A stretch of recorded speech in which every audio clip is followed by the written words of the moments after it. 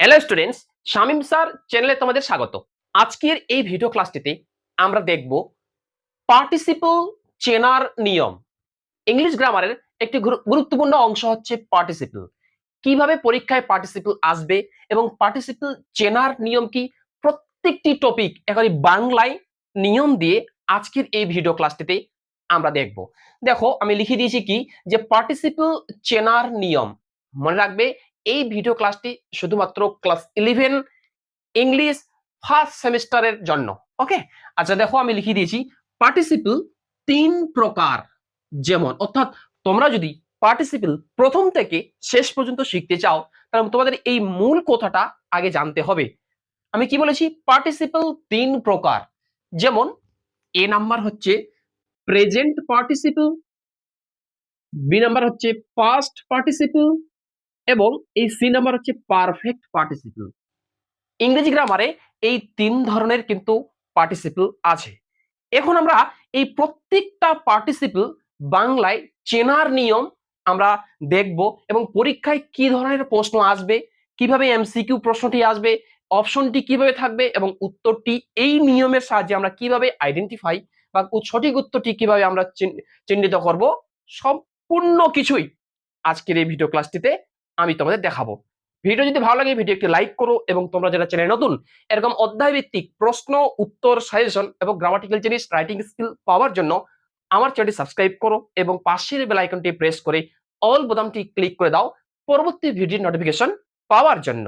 আমরা জানলাম পার্টিসিপল তিন প্রকার, আর ওই তিন প্রকারের মধ্যে এখন আমরা এই যে এ নাম্বারে যেটি ছিল প্রেজেন্ট পার্টিসিপল, এই প্রেজেন্ট পার্টিসিপল কিভাবে চিনতে পারবো, কিভাবে আমরা উত্তরটি করতে পারবো, একেবারে বাংলায় চেনার নিয়ম দিয়ে আমি লিখিয়ে দিয়েছি। দেখো, আমরা এখন এই নাম্বারটি আলোচনা করব, যার নাম হচ্ছে প্রেজেন্ট পার্টিসিপল।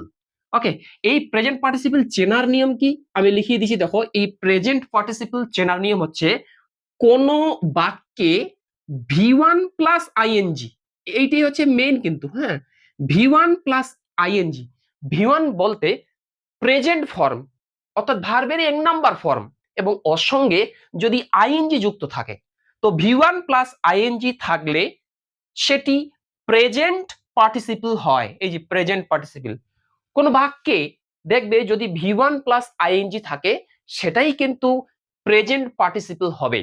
এবার দেখো, এখানে আমি দুইটা উদাহরণ দিয়েছি তোমাদের বোঝানোর জন্য, এবং পরীক্ষায় তোমাদের তো টেক্সচুয়াল ইংলিশ গ্রামার আসবে।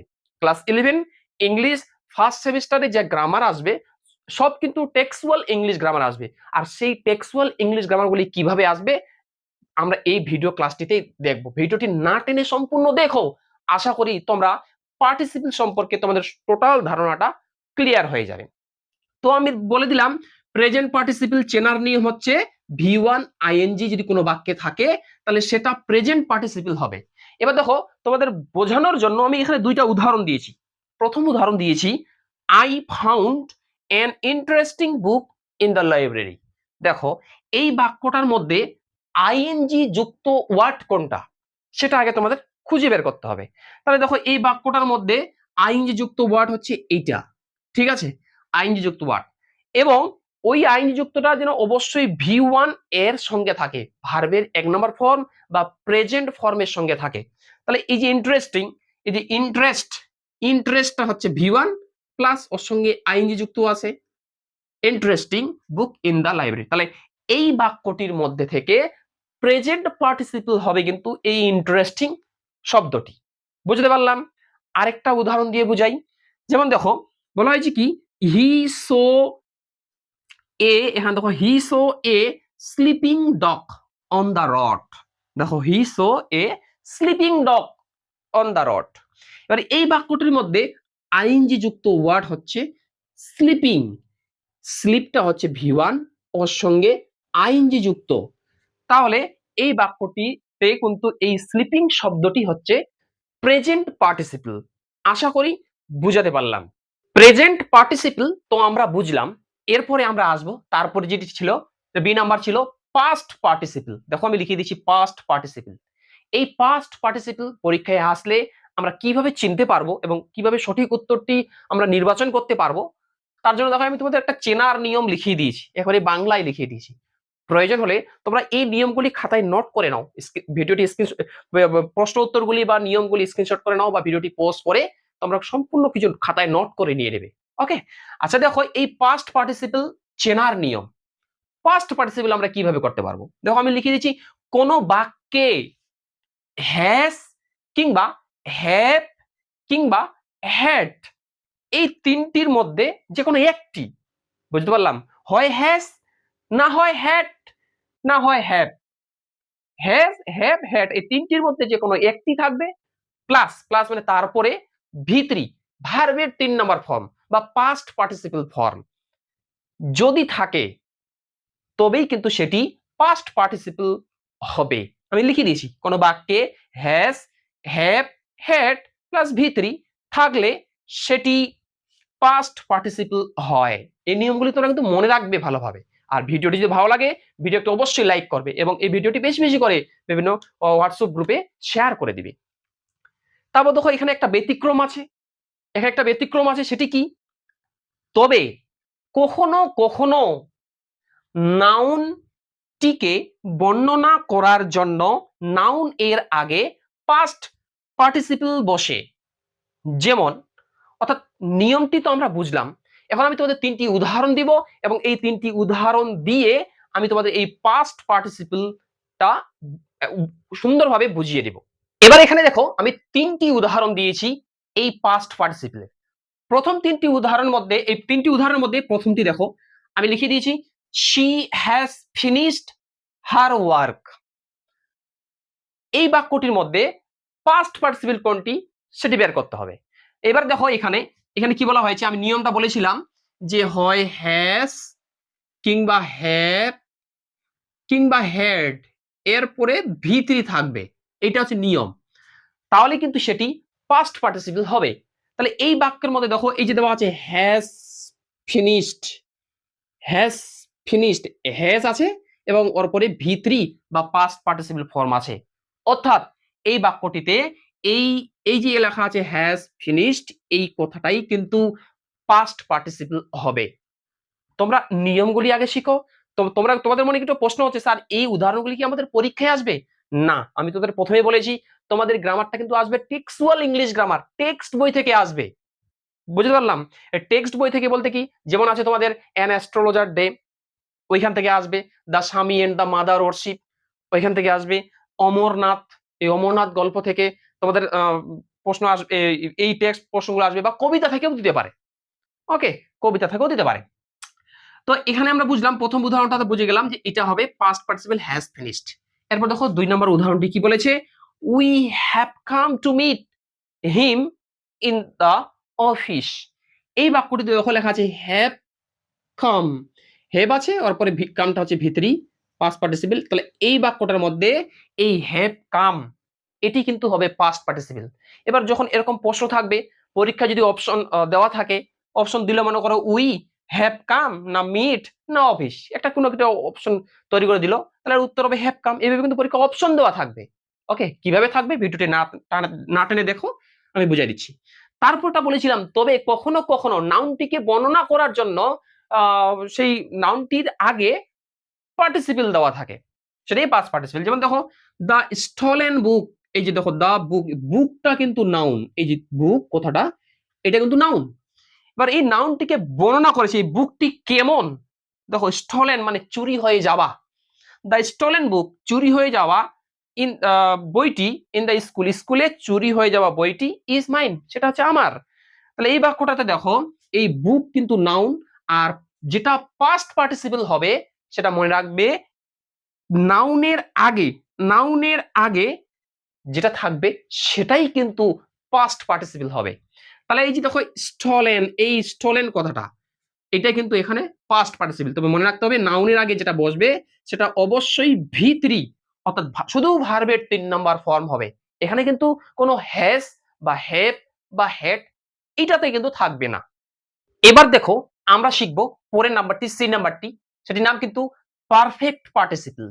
এই পারফেক্ট পার্টিসিপল চেনার নিয়ম কি, দেখো আমি লিখে দিয়েছি, বলেছি আমি যে কোনো বাক্যে হ্যাভিং প্লাস ভি3, অর্থাৎ এটাই কিন্তু মেইন। ওকে, হ্যাভিং এর পর যদি ভি3 মানে পাস্ট পার্টিসিপল ফর্ম থাকে, ভি3 থাকে, হ্যাভিং এর পর থাকলে সেটি পারফেক্ট পার্টিসিপল হয়। যেমন দেখো আমি দুইটা উদাহরণ দিয়েছি। আমি বলেছি having finished his homework, comma Ali went to play. তাহলে এই বাক্যের মধ্যে দেখো এই যে হ্যাভিং, তারপরে ভি3 ফিনিশড, তাহলে এই যে কথাটা হ্যাভিং ফিনিশড, এটাই কিন্তু পারফেক্ট পার্টিসিপল হবে। এটা কিন্তু প্রেজেন্ট পার্টিসিপল নয়। এ নাম্বারে যেটা ছিল প্রেজেন্ট পার্টিসিপল, এটা কিন্তু নয়। বি নাম্বারে যেটা ছিল পাস্ট পার্টিসিপল, পাস্ট পার্টিসিপল কিন্তু নয়, এটা কিন্তু পারফেক্ট পার্টিসিপল। বুঝতে পারলাম? তারপর দেখো এখানে কি বলা হয়েছে, Nitish past the exam having studied hard. তাহলে এই বাক্যটার মধ্যে দেখো হ্যাভিং, তোমাদের মনে একটা প্রশ্ন হতে পারে যে স্যার হ্যাভিং কথাটা কি প্রথমেই থাকবে? এমন কোনো বিষয় না, হ্যাভিং কথাটা প্রথমেও থাকতে পারে, আবার মাঝখানেও থাকতে পারে। ওকে, তাহলে এই বাক্যটা দেখো Nitish past the exam, exam having studied, এই যে কথাটা হ্যাভিং স্টাডিড, এই বাক্যের মধ্যে এই হ্যাভিং স্টাডিডটাই হচ্ছে পারফেক্ট পার্টিসিপল। আশা করি তোমরা যারা ক্লাস 11 সেমিস্টার 1 এবছর ফাইনাল পরীক্ষা দিবে, তোমাদের তোমাদের সুবিধার জন্য এই ভিডিও ক্লাসটি আমি তোমাদের বানালাম, যে পার্টিসিপল অ্যাকচুয়ালি ইংলিশ গ্রামারটা কি এবং পার্টিসিপল যে এর নিয়মগুলি কি সেটি আমি তোমাদের দেখালাম। কিন্তু আমি যে উদাহরণ দিলাম সেই উদাহরণগুলি কি পরীক্ষায় আসবে? পরীক্ষায় তাহলে কিভাবে এই পার্টিসিপল এর উপর ডিপেন্ড করে প্রশ্নগুলি আসবে। এখন আমরা সেই টেক্সচুয়াল ইংলিশ গ্রামার দেখব, টেক্সট বই থেকে কিভাবে পার্টিসিপল পরীক্ষায় আসবে সেটি আমরা এখন দেখব। তার আগে ছোট্ট একটা রিকোয়েস্ট, ভিডিওটি ভালো লাগলে ভিডিওটি লাইক করো, চ্যানেল নতুন হলে চ্যানেল সাবস্ক্রাইব করে পাশে থাকবে। এবার তোমরা দেখো আমি কতগুলি এখানে টেক্সচুয়াল ইংলিশ গ্রামার দিয়েছি। আমি ওই ধরনের প্রশ্নগুলি দিয়েছি যেই ধরনের প্রশ্নগুলি তোমাদের পরীক্ষায় আসবে। ওকে, একদম একেবারে টেক্সচুয়াল ইংলিশ গ্রামার। দেখো কিভাবে তোমরা যে নিয়মটি শিখলে কিভাবে পরীক্ষায় আসবে, প্রশ্নটি কিভাবে হবে এবং উত্তরটি কিভাবে আমরা আইডেন্টিফাই চিহ্নিত করব। দেখো আমি একটা উদাহরণ দিয়েছি।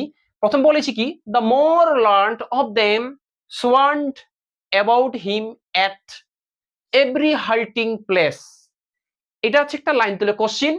হ্যাঁ, এটা কিন্তু অমরনাথ গল্প থেকে নেওয়া।